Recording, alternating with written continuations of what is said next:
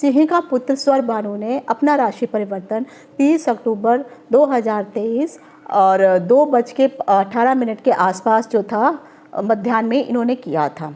स्वर भानु के बारे में जैसा कि आप सब लोगों ने इतने टाइम से देखते हुए आ रहे हैं, सुना होगा कि स्वर भानु की माँ जिस प्रकार से मायावी थी, चतुर थी, चालाक थी, एक राक्षसी थी, उसी प्रकार से उनके गुण उनके बेटे के अंदर भी विद्यमान थे। इसीलिए वह चतुर चालाक थे। राहु को विजातीय ग्रह कहा जाता है।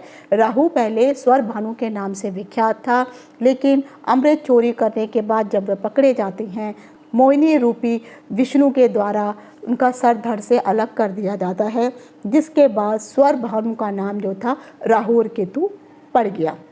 हालांकि ऋषियों ने राहु और केतु को कोई पिंड नहीं एलोकेट किया है, कोई पिंड नहीं है। आप हजारों वर्षों तक उन्हें ढूंढते रहेंगे, लेकिन राहु केतु आपको पिंड के रूप में नहीं दिखाई देंगे। लेकिन फिर भी आपको राहु और केतु का प्रभाव मनुष्य जाति पर, पृथ्वी पर पड़ता ही पड़ता है। राहु केतु जरूरी नहीं है कि हर बार आपको बुरा फल भी दे। राहु केतु कई बार बहुत अच्छा फल भी देते हैं। राहु जो है अगर देने पे आ जाए तो कहते हैं कि ये रंक को राजा बना सकते हैं, और लेने पे आ जाए तो ये शनि को भी पछाड़ देते हैं और राजा को रंक तक बना देते हैं। राहु क्योंकि उसके पास दिल नहीं है, उसके पास दिमाग नहीं है, तो उसको किसको कितना कब देना है यह आप नहीं सोच सकते हैं। उसी प्रकार से केतु भी अगर लेने पे आता है तो वो भी बहुत कुछ ले लेते हैं, लेकिन देने पे आए तो केतु ही केवल एक ऐसा ग्रह है जो मोक्ष का कारक माना जाता है। राहु केतु का जो परिवर्तन है, पहले जो केतु थे अगर आप देखेंगे तो ये तुला राशि में विद्यमान थे। अब केतु ने जो है अपना राशि परिवर्तन कर लिया है, वह तुला से मीन राशि में तुला से कन्या राशि में आ गए हैं। जब तक राहु मेष राशि में थे तो गुरु ने भी यहाँ पर अपना पदार्पण किया और गुरु चंडाल योग का निर्माण हो गया था। लेकिन 30 अक्टूबर के बाद ये गुरु चंडाल योग भी समाप्त हो गया। तो मेष राशि के जातकों के लिए ये बहुत ही अच्छा प्रभाव रहा, और ख़ासकर अगर आप देखेंगे तो जो गुरु चंडाल योग के दुष्परिणाम सभी राशियों को भुगतने पड़ रहे थे, वो धीरे धीरे सब समाप्त हो गए। अब राहु जो है इस वक्त मीन राशि के रेवती नक्षत्र में विचरण कर रहे हैं। यह हालांकि 18 महीने तक एक ही राशि में रहने वाले हैं। तो 2023 24 यानी 2025 तक जो है राहु इसी राशि में रहने वाले हैं, लेकिन नक्षत्रों के अनुसार ये अपना फल बदलते रहेंगे। तो राहु इस वक्त जो है मीन राशि के रेवती नक्षत्र में विचरण कर रहे हैं, जो बुध का नक्षत्र होता है। तो यहाँ पर बैठे हुए राहु आखिर धनु राशि वालों के लिए, अगर आप लगन के अनुसार देख रहे हैं तो 20%, राशि के अनुसार देख रहे हैं तो 80%, और नक्षत्र सिद्धांत के अनुसार भी अगर आप मिलाएंगे तो 50% का प्रभाव आपको देखने को मिलेगा। तो अगर तीनों ही बहुत अच्छे हैं तो आप कह सकते हैं कि आपके ऊपर 150% का शुभ प्रभाव धनु राशि के ऊपर पड़ने वाला है। लेकिन आपको अगर नक्षत्र सिद्धांत भी सही नहीं है, राशि भी सही नहीं है और लगन भी सही नहीं है, तो अगर इन तीनों के अनुसार सही नहीं है तो आपको थोड़ा संभल करके बच के चलने की ज़रूरत है। तो मैं डिम्पल शांडिल्या ज्योतिष सतह ज्ञान सागर के माध्यम से अपने सभी नए और पुराने दर्शकों का हार्दिक स्वागत करती हूँ। नमस्कार। तेरे जाप के बिना चले ये सांस किस तरह, मेरा कर्म तू ही जाने क्या बुरा है क्या भला, तेरे रास्ते पे मैं तो आंख मूंद के चला, तेरे नाम की जोत ने सारा हर लिया तमस मेरा। नमो नमो शंकर भोलेनाथ शंकर त्रिलोकनाथ शंभो हे शिवाय। ज्योतिष में श्रद्धा, आस्था और विश्वास रखने वाले सभी दर्शकों का मेरे इस YouTube चैनल ज्योतिष सतह ज्ञान सागर में आप सबका हार्दिक स्वागत है। तो आखिर राहु का ये जो गोचर है अगले 18 महीनों तक, और नक्षत्र सिद्धांत के अनुसार अगले 7 से 8 महीनों तक क्या फल देने वाला है, उसी की मैं जानकारी दे रही हूँ। तो धनु राशि के लिए अगर आप देखेंगे तो इस वक्त जो है राहु आपके लिए सुख के भाव में, माता के भाव में, चतुर्थ भाव में आके बैठे हैं, और केतु आपके जो है कार्य क्षेत्र के भाव में आकर के बैठे हुए हैं। यहाँ पर बैठ करके राहु जो है आपको मिक्स मिला जुला फल देने वाला है, क्योंकि हालांकि राहु को ये घर प्यारा होता है क्योंकि ये चंद्रमा की राशि का घर है, और चंद्रमा में राहु जो है ग्रहण लगाने में नंबर 1 है। तो इसीलिए ये भाव में अगर आप देखेंगे तो माँ को ज़रूर तकलीफ़ों का सामना करना पड़ सकता है। आपके सोचने समझने की जो शक्ति है, क्योंकि चंद्रमा का घर है, मन का कारक है, तो मानसिक चिंताएं आपको अधिक परेशान कर सकती हैं। मानसिक रोग भी हो सकता है। आपका ये सुख का भाव भी है, तो यहाँ से आपके भवन, कार इत्यादि लग्जरी चीज़ों का भी विचार किया जाता है। तो इसके कारण अगर आप कह सकते हैं कि राहु का जो ये गोचर है आपके लिए, धनु राशि के लिए इतना ठीक नहीं कहूँगी, क्योंकि इस भाव में त्रिकोण के केंद्र के भाव में भी जो है पाप और क्रूर ग्रहों का आना शुभ नहीं माना जाता है। यहाँ पर बैठ करके राहु जो है आपको पारिवारिक कलह देगा, मानसिक चिंताएं होंगी, एंजाइटी का कुछ रोग भी हो सकता है। चौथे स्थान पर बैठा हुआ राहु आपको जरूर किसी न किसी गलत संगति की ओर लेके जा सकता है। साथ ही साथ यहाँ पर आपको स्थान हानि के भी योग दिखाई दे रहे हैं। आपके जो परिवार जन के जो भी सदस्य हैं उनसे आपको अलगाव हो सकता है, अलग हो सकते हैं, उनके साथ मनमुटाव हो सकता है, विरोध हो सकता है, और आपके सुख की जो है बहुत अधिक हानि होने वाली है। कि यहाँ पर बैठ कर के आपके मन में सिर्फ अपने बारे में ही सोचने का ख्याल आना शुरू हो जाएगा। आप अपने बारे में ही सोचेंगे, अपने स्वार्थ के बारे में सोचेंगे। आप एक लोभी किस्म का जो नेचर है आपका बन जाएगा, जिसके कारण आपको मुश्किलों का सामना करना पड़ेगा। यहाँ पर बैठा हुआ राहु जो है 5, 7 और 9वीं दृष्टि डालता है, तो 1, 2, 3, 4, 5 पाँचवीं दृष्टि जो है अष्टम भाव में पड़ने के कारण आपको जो है रोग हो सकते हैं, कष्ट हो सकती हैं, आपको एक्सीडेंट तक हो सकता है। तो आपको ये थोड़ा संभल के रहने की ज़रूरत है। और यहाँ पर बैठ के राहु कहीं ना कहीं आपके मन में शक की भावना को भी उत्पन्न करेगा। लेकिन वहीं पर अगर आपकी कुंडली के अनुसार राहु है तो यहाँ पर दृष्टि पड़ने के कारण आपको कहीं ना कहीं से गुप्त विद्याओं का ज्ञान प्राप्ति के लिए आपका मन करेगा। गुप्त धन कहीं ना कहीं से आपको प्राप्त हो जाएगा, किसी के द्वारा आपको धन प्राप्त हो जाएगा। तो ये चीज़ें भी अच्छी फल दे सकती हैं अगर बशर्ते आपकी कुंडली की दशा महादशा सही चल रही हो और आपका राहु शुभ भाव पर बैठा हुआ हो। याद रखिए, अगर आप 42 से 48 वर्ष की उम्र का फेज में इस वक्त अगर आप चल रही हैं तो ये जो पीरियड होता है ये राहु का ही माना जाता है। तो यहाँ पर इस उम्र में राहु बहुत अधिक प्रभाव डालना शुरू कर देता है। तो कुंडली में राहु अगर सही है तो आप, और गोचर के हिसाब से भी सही है, तो आपको बहुत अच्छा राहु का फल प्राप्त होगा। अगर सही नहीं है तो जिसके कारण आपके मन में अशांति उत्पन्न हो जाएगी, घर में कला कलेश का वातावरण उत्पन्न हो जाएगा। और यहाँ पर बैठा हुआ राहु, जैसे मैंने कहा कि अष्टम भाव में अगर इसकी दृष्टि पड़ती है तो कहीं ना कहीं से आपको अपने मित्रों के अप्रिय समाचार आपको सुनने को मिल सकते हैं, या आपको जो है ज़मीन जायदाद से संबंधित भी कुछ ना कुछ विवाद आपके ऊपर आ सकते हैं। अगर आप मकान, वाहन इत्यादि लेने के लिए सोच रही हैं तो क्योंकि यहाँ पर केतु की दृष्टि भी पड़ रही है तो थोड़ा यहाँ पर आपको विलंब हो सकता है। आपको लगेगा कि बस अब मेरा काम होने वाला है, लेकिन फिर वो काम होते होते रुक जाएगा। अगर आप कार्य क्षेत्र से संबंधित देखेंगे तो केतु क्योंकि यहाँ पर आकर के बैठे हुए हैं, हाँ ये जरूर है कि आप अगर अपने घर को छोड़ करके दूसरी जगह स्थानांतरण करते हैं तो वहाँ से ज़रूर आपको शुभ लाभ प्राप्त होने वाला है।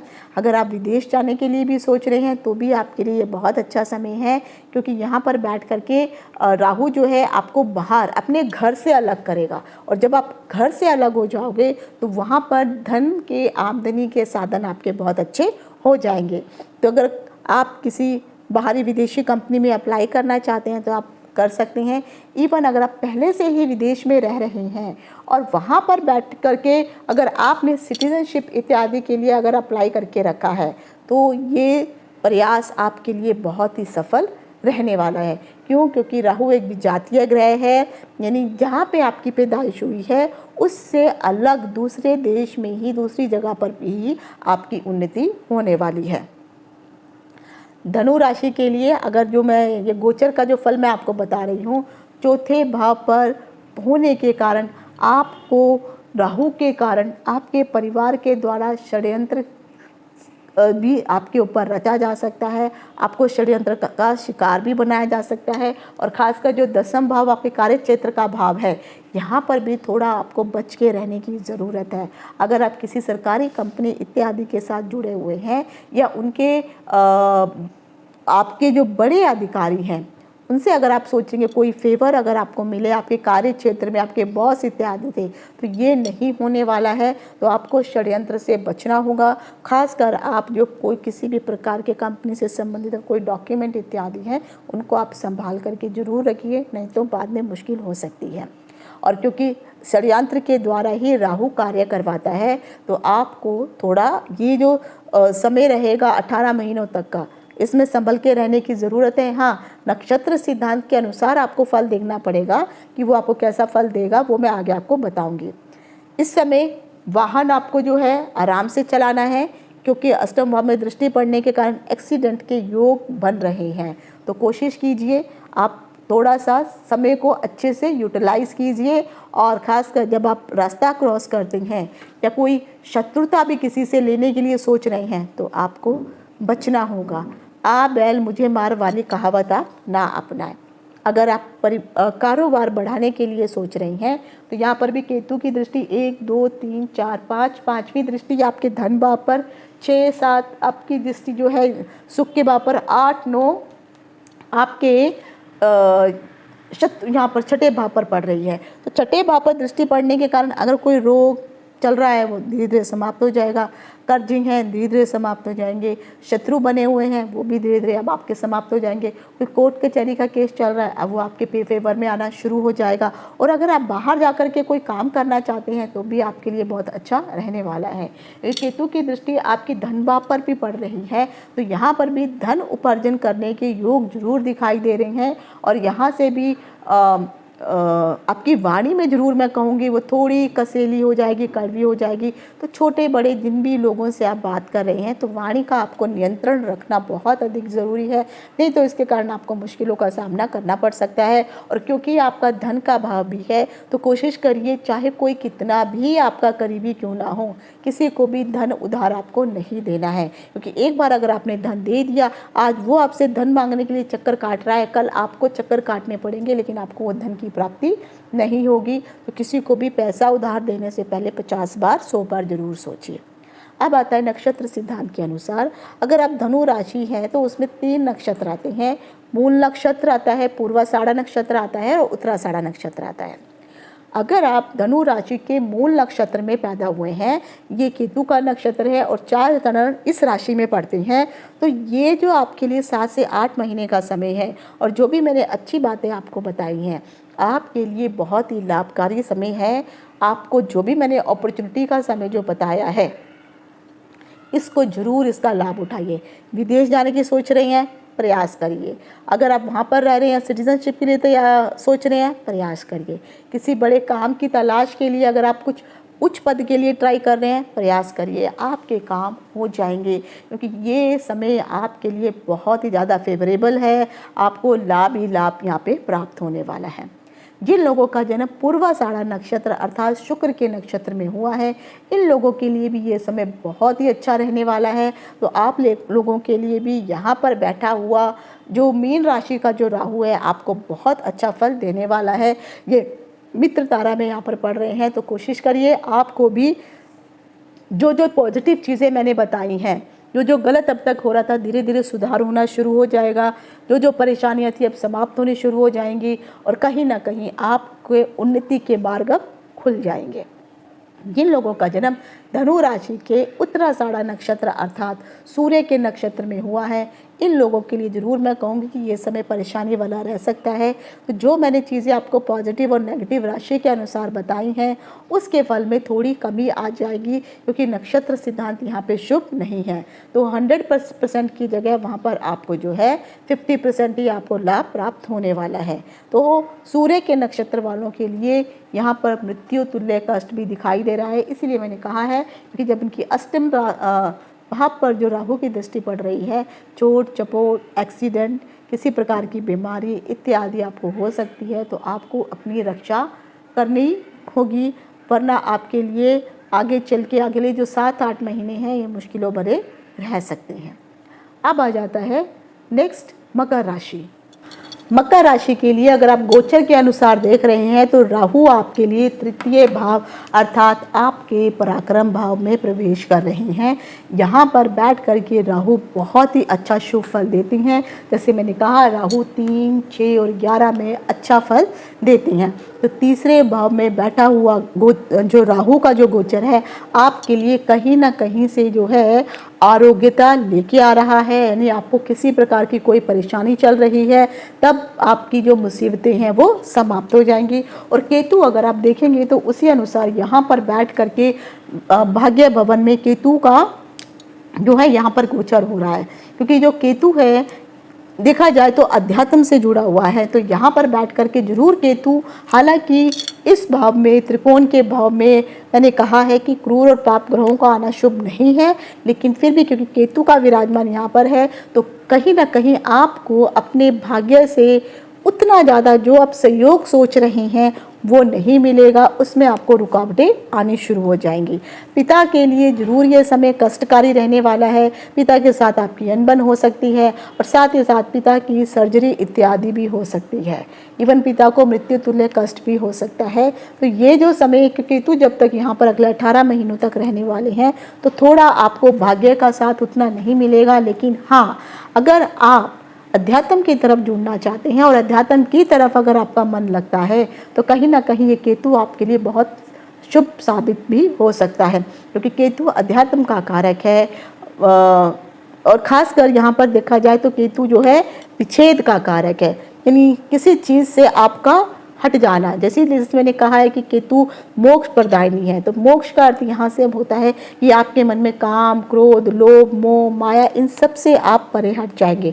पारिवारिक जीवन से थोड़ा सा आपको अलगाव होना शुरू हो जाएगा और आपका ध्यान जो है ईश्वर के प्रति, अध्यात्म के प्रति होना शुरू हो जाएगा। यहाँ पर बैठ करके राहु और केतु अपनी अलग अलग दृष्टियाँ यहाँ पर देंगे। तो अगर राहु की दृष्टि देखते हैं तो 1, 2, 3, 4, 5वीं दृष्टि राहु की जो है सप्तम भाव में, 7वीं दृष्टि आपके भाग्य भाव में और फिर लाभ भाव में जो है इनकी 9वीं दृष्टि पड़ने वाली है। उसी के अनुसार अगर आप जो है केतु को देखेंगे तो केतु की दृष्टि 1, 2, 3, 4, 5वीं दृष्टि उनके यहाँ पर लगन में पड़ रही है। 6, 7वीं दृष्टि इधर और 9वीं दृष्टि इधर पड़ रही है, पंचम भाव में पड़ रही है। तो यहाँ पर तृतीय भाव में बैठा हुआ राहु अगर पहले से कोई परेशानी थी, बीमारी थी, धीरे धीरे अभी वो समाप्त हो जाएगी। आपके जो भी मित्र हैं वो मित्र आपके लिए बहुत अच्छे लक्की साबित होने वाले हैं, उनसे अच्छा सहयोग प्राप्त होने वाला है। अगर आप कोई व्यवसाय इत्यादि कर रहे हैं तो व्यवसाय में तरक्की होगी, व्यवसाय में लाभ भी प्राप्त होगा, क्योंकि यहाँ पर बैठ करके अगर मैंने कहा है केतु की दृष्टि जब यहाँ पर पड़ेगी तो आपके पार्टनरशिप में जरूर कुछ ना कुछ आपके मन के बहम के कारण कुछ ना कुछ इशू हो सकता है। तो उस समय जरूर आपको थोड़ा सोच समझ के कोई डिसीजन लेना होगा। लेकिन अगर आप अपने कार्य को एक्सपेंड करना चाहते हैं, व्यवसाय को बढ़ाना चाहते हैं तो ये आपके लिए बहुत अच्छा समय है। शत्रु जो आपके पीछे पड़े हुए थे, आपको परेशान कर रहे थे, अब उनकी पराजय होगी। साहस और पराक्रम में आपको जो है समृद्धि प्राप्त होने वाली है। शुभ समाचार की किसी न किसी रूप में आपको प्राप्ति होगी। भाग्य में जैसे मैंने कहा है कि अगर आपके कुंडली के अनुसार अगर भाग्य भवन में अच्छे ग्रह बैठे हुए हैं और राहु केतु के ऊपर शुभ ग्रहों की दृष्टि पड़ रही है तो ये जो राहु केतु का गोचर आपके लिए शुभ जाने वाला है। कहीं ना कहीं यहाँ पर बैठ करके भाग्य में वृद्धि होगी। तब अगर आप अध्यात्म की तरफ अपना मार्ग प्रशस्त करेंगे तो यहाँ पर भाग्य फिर आपका साथ देना भी शुरू करेगा। जो भी आपसे छोटे भाई बहन हैं उनसे तो आपको अगर पहले से कोई अनबन चल रही है वो अनबन आपकी समाप्त हो जाएगी। अगर उनके द्वारा पहले से कोई परेशानी हो रही थी तो अब वो परेशानी समाप्त हो जाएगी। अब वही भाई बहन आपके लिए सहयोग करना शुरू कर देंगे और आपके लिए लाभकारी सिद्ध होंगे। यहाँ पर देखा जाए तो भाई और बहनों से कहीं ना कहीं आपको लाभ भी प्राप्त होंगे, वृद्धि भी होगी और ख़ासकर जो सरकार की तरफ है वहाँ से भी आपको किसी न किसी प्रकार का कोई ना कोई सहयोग प्राप्त होने वाला है। राहु इस समय आपके तृतीय भाव में बैठ करके अगर जो सप्तम भाव में राहु की दृष्टि पड़ रही है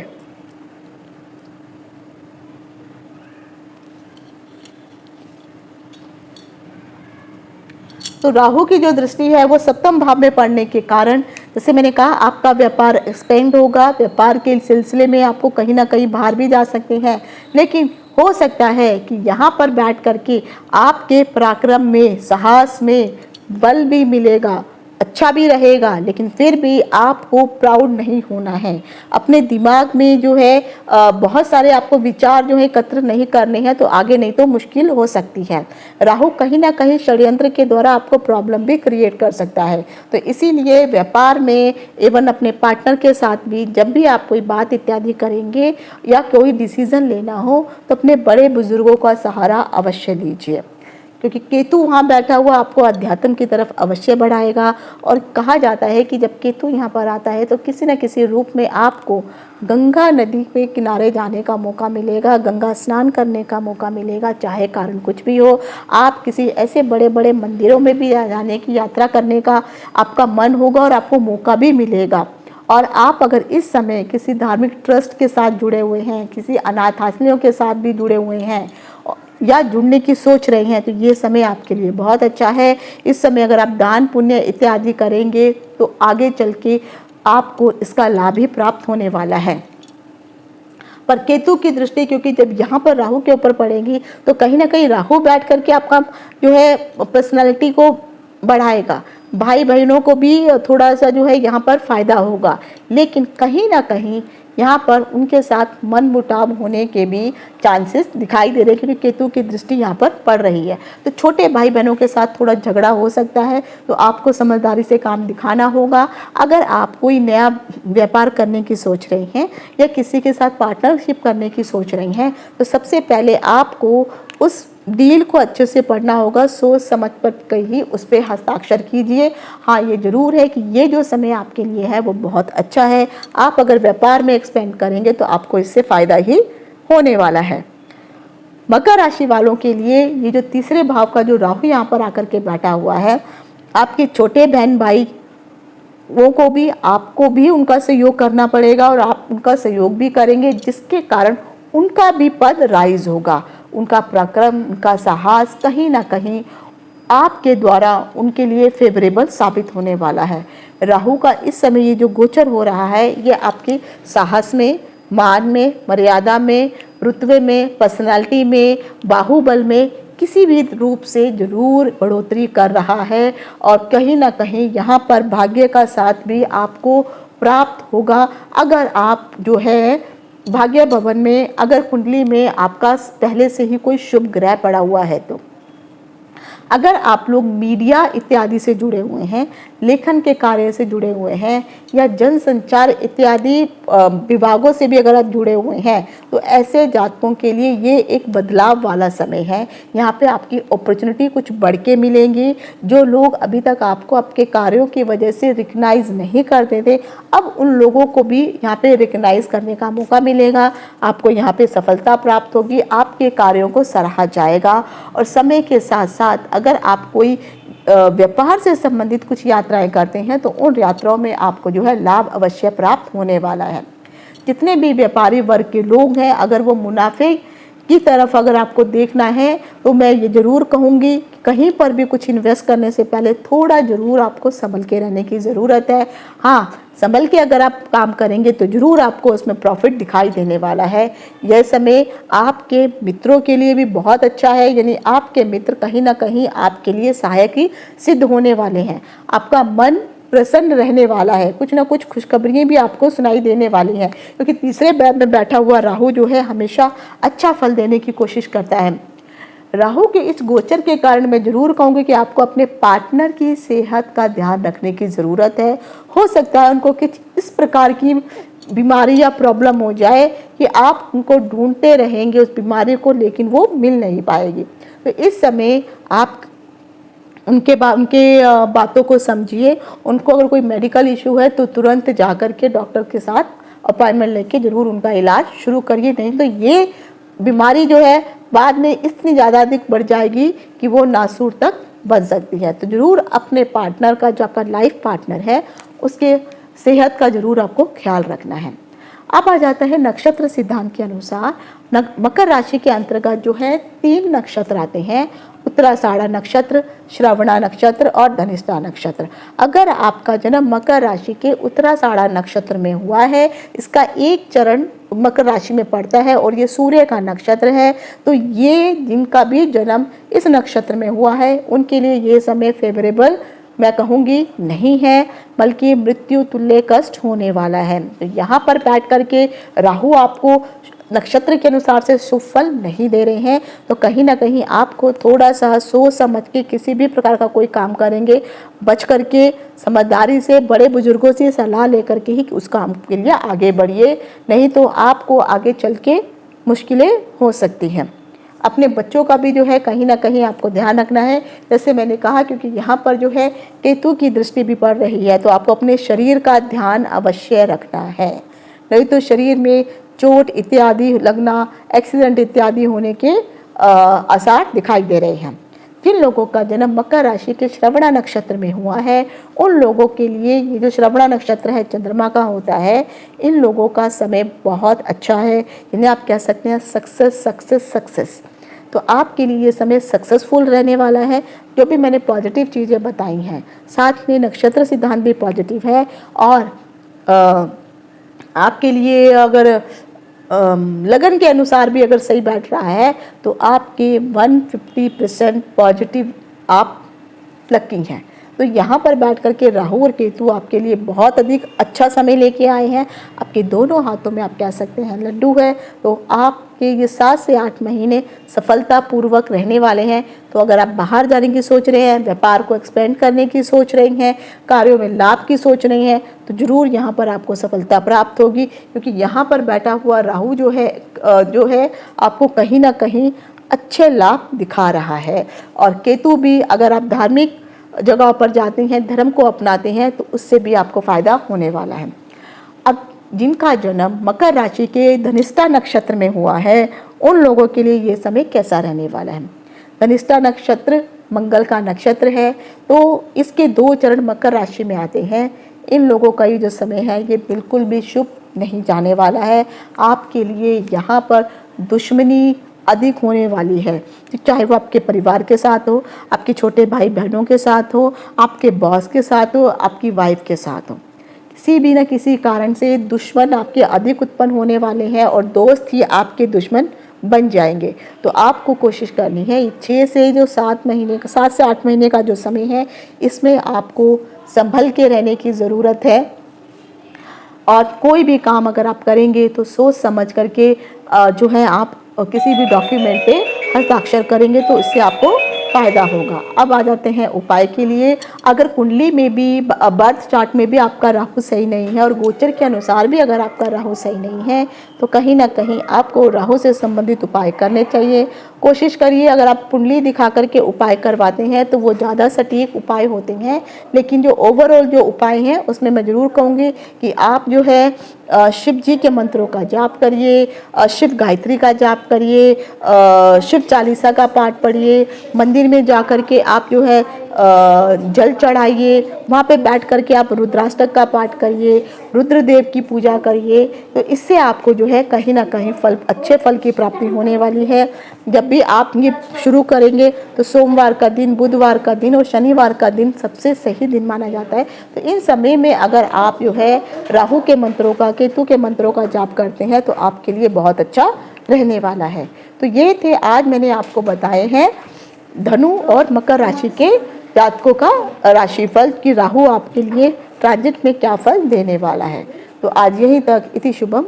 नमस्कार।